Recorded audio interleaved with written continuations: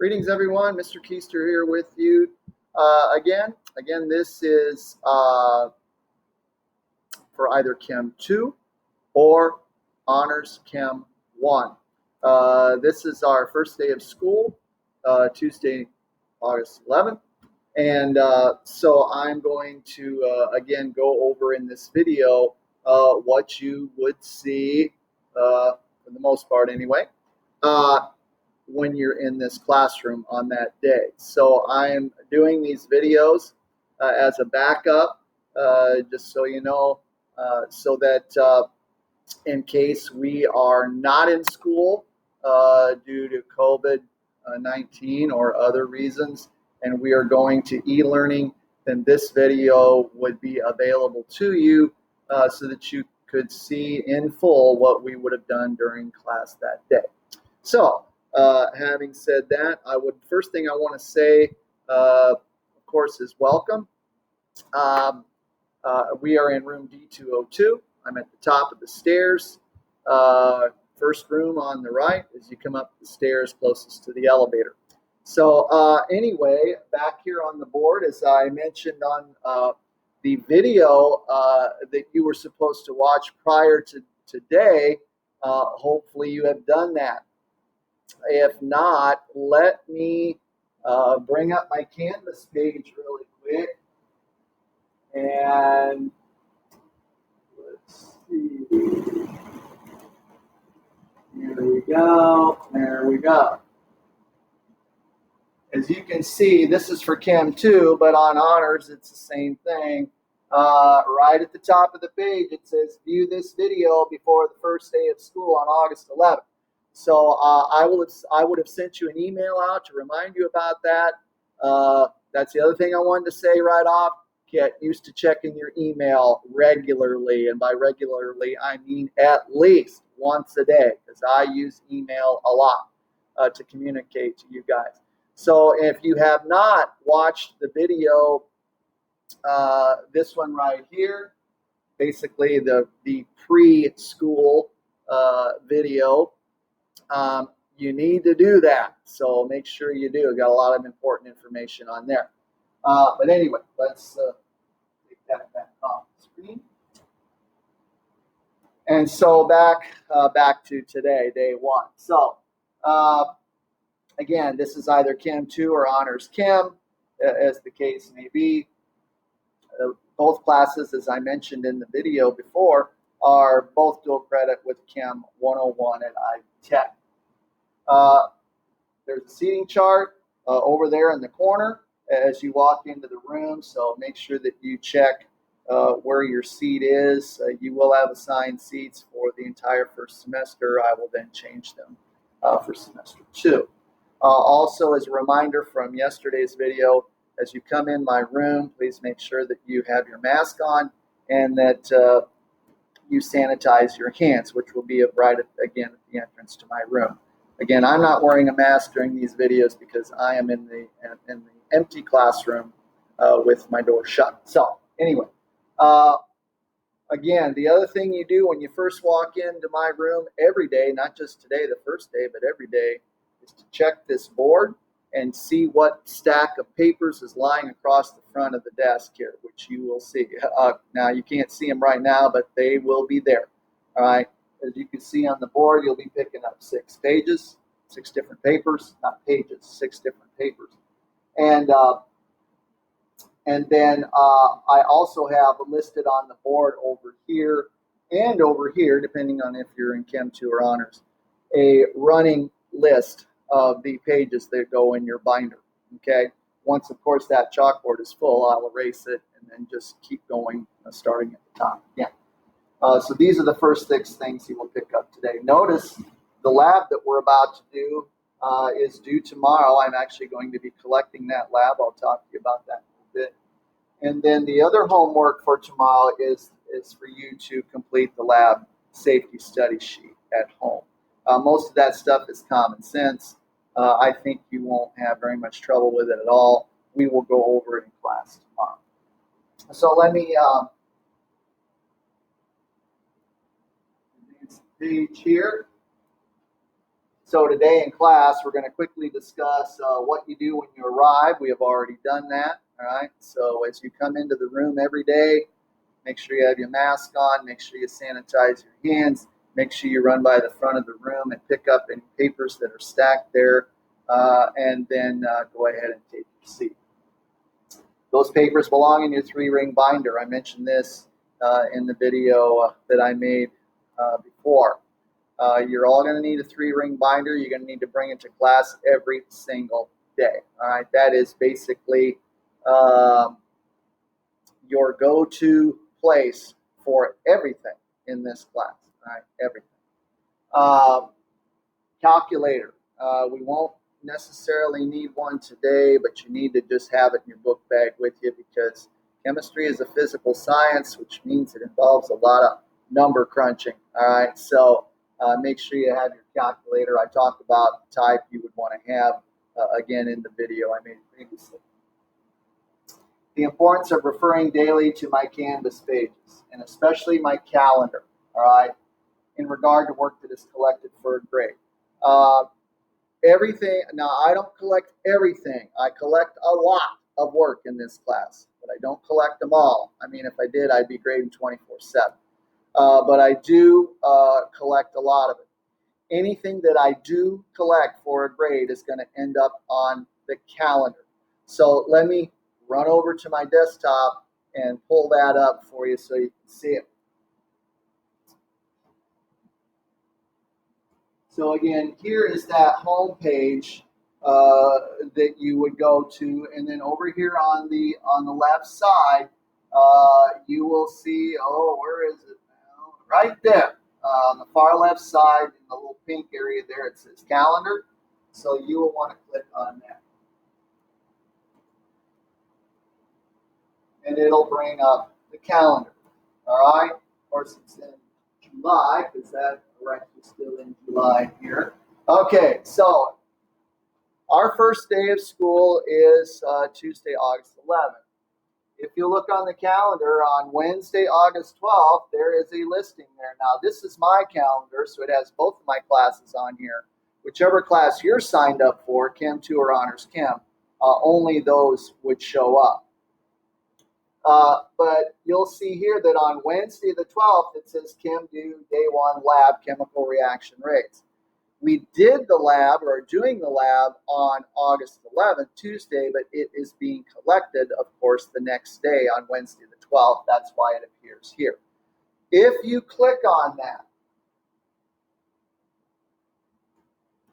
you can see here that you get some more information about that assignment that's being collected. Day 1 lab, what affects the speed of a chemical reaction, is due Wednesday, August 12th by the beginning of class. You may check your answers with the answer key. I always post answer keys on the morning the assignment is due. Not for you to copy off of, obviously, but for you to check your work, and I encourage you to do that. My feeling on answer keys is this. Again, they're not used to copy because you don't learn anything by copying. But I want you to check your work and make sure it's thorough. Make sure you haven't forgotten anything. Make sure you showed all the work you're supposed to show, and so on and so forth. That way, when you have your papers back and you're studying for a test, you're studying stuff that's correct, not incorrect. So that's pretty important. So because as I mentioned in the video before, all my test questions, all of them, come from the notes, the assignments, and the labs. All right, that's where they come from. I write the tests myself, and so I base those tests on all the stuff that I've taught you. So anyway, here it says your paper is to be on my desk before the bell rings. I am a stickler on that. All right, so you don't turn your paper in halfway through the class or at the end of class or whenever. That paper needs to be on my desk when the tardy bell rings. Otherwise, it is late. All right. And if you saw or read my syllabus, which you should have by now, I take 25% off things that are 1 day, up to 1 day late. Beyond a day, I don't take them. It's a zero. All right. And like I said, I am a stickler on responsibility. It's one thing you're going to learn in this class real quickly. If you are naturally a responsible type person, this will not be an issue. If you are naturally not one of the more responsible types of people, you are going to learn to be responsible very, very quickly in here. Again, I'm trying to get you ready for your more advanced classes, and especially in college. When you're on your own, all right, you literally are on your own. There's not going to be somebody beating you over the head saying, well, now don't forget to do this. This is due tomorrow. They're not going to do that there. You got to be responsible for yourself. And if you haven't already learned that, and I know a lot of you have, or you need to learn it better, you're going to get it here, all right, every single day. So anyway, make sure that you are aware of that. So we'll get this down, that, and again, there's my home page. As I mentioned on the video yesterday, there's a lot of information on that home page that you need to be aware of, so I'd be checking it off. How much you do will be graded. I said that already. But here's something else I want to mention. Even if something is not collected for a grade, that does not mean it's not important. Like I just said, all my test questions or quizzes, when we have quizzes, all of those questions come from the notes packet, the assignments, and the labs, whether I collected them or not. All right, they are all fair game. I pull questions from all of those sources. So even if I don't collect something, it absolutely does not mean that it's not important, because it is. I've mentioned when I collect homework, when it's due already. Plan on having homework every single day. That is the norm. All right, that's just the way it is. There may be a day or so here or there where we don't, but just plan on it. Just plan on it. Okay. Lab data and calculations within a group. So you'll be in a lab group with other people, obviously. And when you collect data in a lab, numerical data, all right, that data within your group must be exactly the same. Exactly, all right? When you do the calculations involving that numerical data, your answers to your calculations within your group must match exactly, all right? So if you're a rogue person wanting to do stuff on your own, it's not gonna work. Not gonna work for you anyway, because labs are collaborative. All right, this is where you learn not how to work alone by yourself, but how to work collaboratively, with others. Very, very important. All right.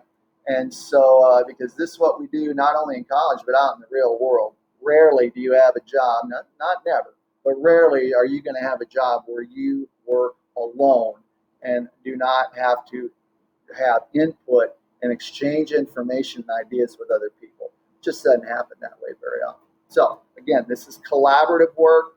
That work must match exactly. I'll tell you that again a lot of times.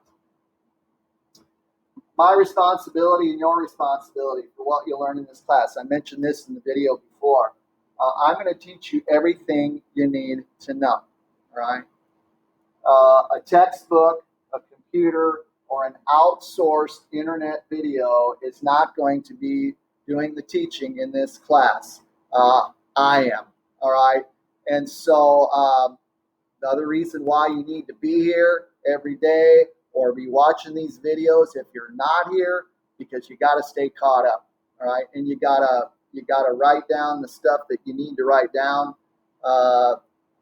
and study the stuff that I tell you need to study, because that's what you need to know, all right? That's what you need to know. So I'm going to do that. I'm going to teach you everything that you need to know. I am, but you must be responsible for learning and retaining what it is you need to retain. So Cell phones. Very quick note about cell phones. I am not a cell phone policeman. All right, I am not. I don't have time for that. Uh, I have a very simple rule about cell phones. I'm not going to collect them. We're not going to throw them in a basket. We're not going to hang them in a little carrier. We're not doing that. You guys are old enough to be responsible for knowing when it's okay to have a cell phone out and when it's not. All right. I can tell you this. When I am speaking to you, as I am right now, when I am speaking to you, whether that be introducing what we're doing that day at the beginning of class, or giving you a lecture on that day's lesson, or we're back in the lab and I'm giving you instructions, if I am speaking to you, your phones should be gone, all right? As in that I can't see them. They should not be out at all.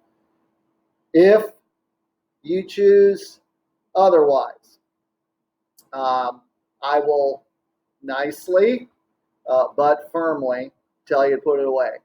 I'll do that once, all right? Once. Second time, I will say, okay, we've had this done before.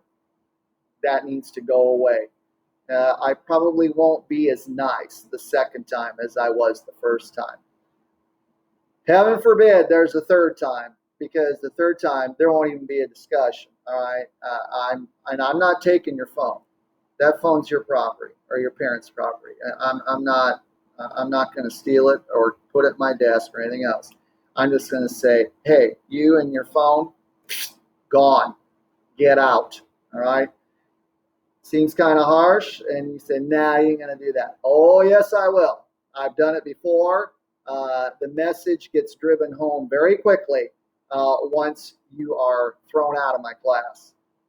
And you have to go sit in the office rather than sit in here doing what you're supposed to be doing and learning what you're supposed to be learning. It's your choice. Like I said, I'm not the phone police. I don't want phones to be a distraction in here, not only for yourself, but for your neighbors. All right. So, okay. So hopefully we're clear on that. Obviously, if we're taking a quiz or a test, I don't want to see a phone anywhere. All right. Because if I see a phone out during one of those times, I'm going to assume there's only one thing you're doing with that phone, and it's something you're not supposed to be doing. Okay? So, simple enough. Okay, I think that's the general info that I would tell you on day one. So let's get to the lab.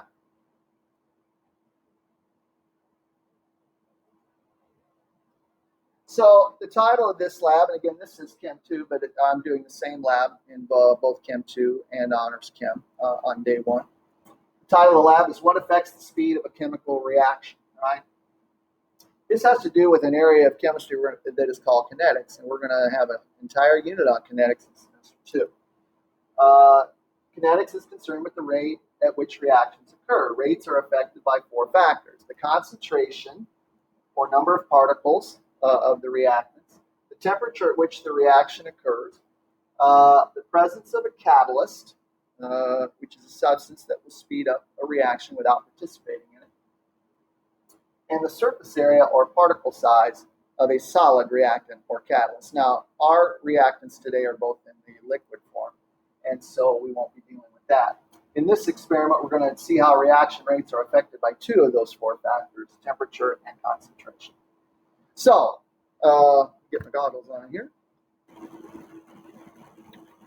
All right, so what I have here is, if you look at the procedure, let me scoot this up. There we go. I have a solution A and B. They're unidentified. All right, that's solution A and solution B. Here's A, here's B. I have approximately 20 mLs of each of those in a beaker, respectively. And what I'm going to do is pour A into B and then B back into A. So I'm going to mix them by pouring them together twice. All right. Once I have poured it the second time, you would start, or I would start the timer. All right. Since I don't have an assistant today, I need more than 2 hands. I'm not going to do that, but that's all right. You'll get the idea. you guys would, one of you would have a phone out, put the stopwatch on there, and once it pours the second time, whoever's doing the pouring would say go, and then once we see a color change, you will know that the reaction has gone to completion, and you would stop the time. This is called a clock reaction. All right, this has a substance in it that is the clock, so to speak, that signals that the reaction is over. That is, all the reactant particles have mixed together. And when that happens, a color change will occur. So here we have these two substances at room temperature, and we'll see what happens here. So you notice now that they are both colorless or clear, and so here we go. 1, 2. Watch, watch, boom. There you go. Color change. So there we have it. So basically what we saw there is, okay, I poured the two together, 1, 2. Second one, we start the time. We allow the reactants to mix together. Once they have done that and done it to completion, the clock kicks in, the change in color occurs, and boom, you know when that is. All right? So that was room temp. So here we have two solutions that I warmed. Same two solutions, same volume, so basically same number of particles of each, but I warmed them up in a warm water bath. All right, so think about that. What might you think happens if the reactants are at a higher temperature? All right, let's take a look. So 1, 2. Boom. Little quicker that time. All right, little quicker that time. Let's talk about that a second. So here we have A, and here we have B. All right, so let's say at room temp, you have particles. I'm just going to use X's and O's here. We have the particles of each that are at room temp, so they're moving at some speed. So I'll just get a little arrow here, a little double arrow, and that'll kind of tell us, with those two bars on that arrow, kind of tell us how fast they're moving. And same thing here. Well, then I pour them together, and they're both moving at about the same speed because they're both the same temperature. They mix together. It takes a certain amount of time. Well, in the second one, in the warm, at a higher temperature, what's affected? Well, how are the particles affected at a warm temperature? They have more what? They have more energy.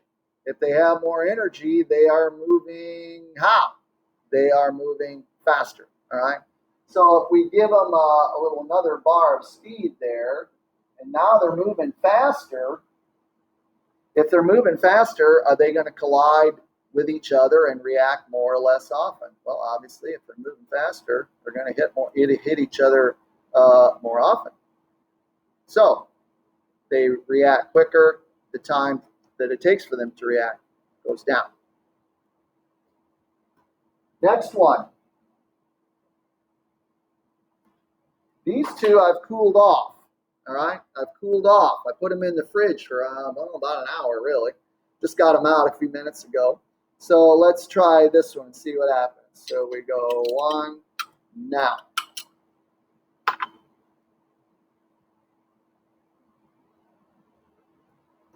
There we go. Okay, takes a little bit longer now. Now, they've been sitting out for several minutes. So if I had done this immediately from after taking them out of the fridge, it would have taken yet even longer. So in this case, rather than speed them up, what we have done is slow them down. So I'll just give them one little bar of speed there. So now these guys are moving slower. So when you pour them together, if the particles are moving slower, then they're not going to collide and react with each other as often, which means the time it's going to take for them to do that increases. Okay? All right. The last one. Repeat steps 1 and 2 with 2 other samples of A and B, only now use a diluted sample of B. All right. So here's A, 20 ml, same as before. But now I only have 10 mLs of B this time. And instead of having the full 20, I'm going to take 10 mLs of distilled water and pour that into there. So now, what did we do there? All right, what did we do? Well, let's look.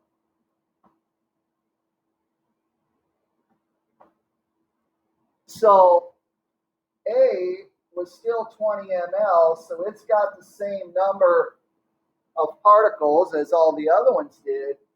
But now B, we only used 10 mLs, half of the volume. So half the volume is, we can assume then it's about half the number of particles.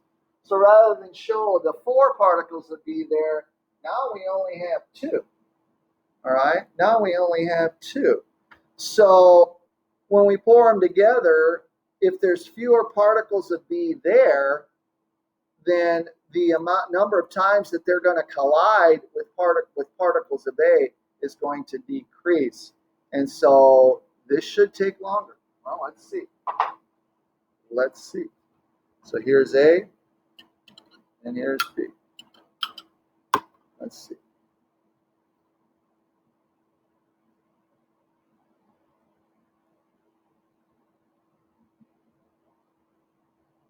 There we go. Absolutely took longer, didn't it? Certainly did. All right. So let's look at the back side here.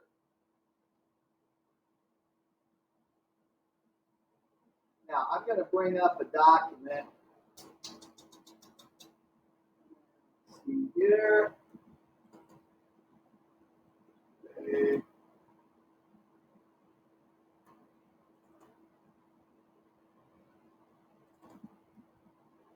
There we go.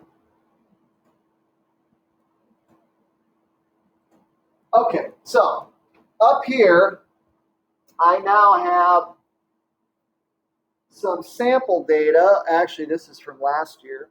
And so now when you guys are here in class doing it yourselves, of course, you'll record your own data.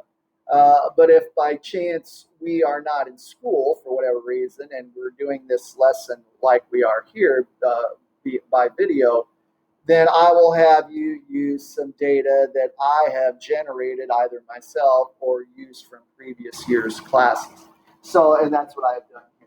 So I don't know how well you can read this, but I'll read them for you. I'll write over them. The time it took for the reaction to occur with solutions A and B at room temperature, this was again an average of last year's class data, was 5.60 seconds. All right. Whenever you record, here's a little point I want to make. Whenever you record a numerical piece of data, and we're going to learn how to record it properly in terms of number of decimal places or whatever, but I use 2 decimal places here because that's normally what the number of decimal places there are on a common stopwatch. And so that's what we go with because that's what the device tells us. But also make sure you always label that numerical value. 5.60 what? All right. Well, in this case, it's seconds. Well, seconds and meters and kilograms and all that are all very, very different. And so you got to make sure you label.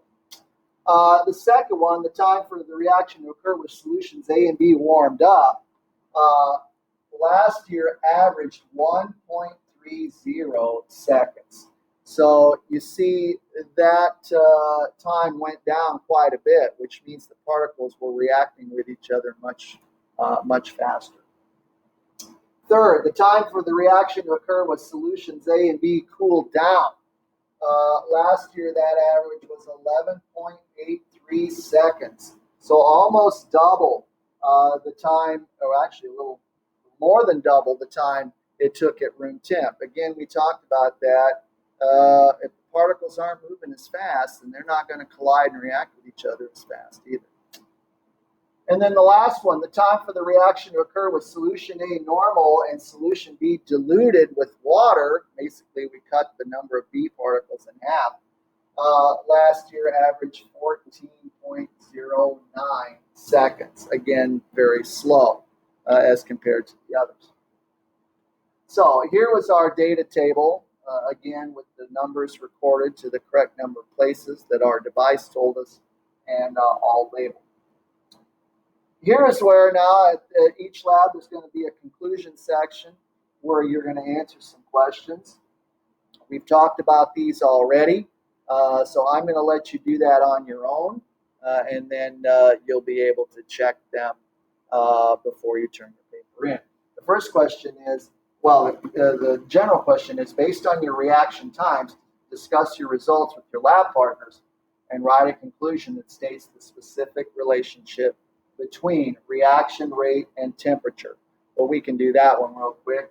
We said that the higher the temperature, the faster the rate, or the lower the temperature, the slower the rate, one or the other. And then here's the second one on concentration. And then down here in the analysis, the first analysis question, it asks us to explain this. Why does reaction rate increase with an increase in temperature? Again, we discussed that. If you forgot, you can go back. You can rewind this thing and go back and look again. But I think we've discussed these fairly well already. So I will leave it to you to answer those questions. All right. So that concludes day one, our day one lab, and our introduction of the course and my expectations and so on and so forth. Remember that this lab paper I will be collecting tomorrow. Also, at the beginning of class, also recall that on the do nows on the schedule, that you also picked up a lab safety study sheet. You are to do that at home on your own, and we will go over that in class tomorrow. We will have a quiz over that information coming up later. So I think that's it for today. So day one is in the books for 2020-21. Like I said, hopefully we will be in school and you'll be doing this live.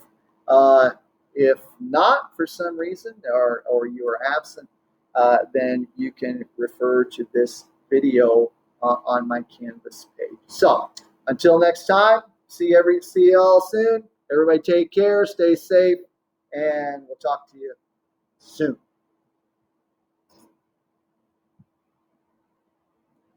So long.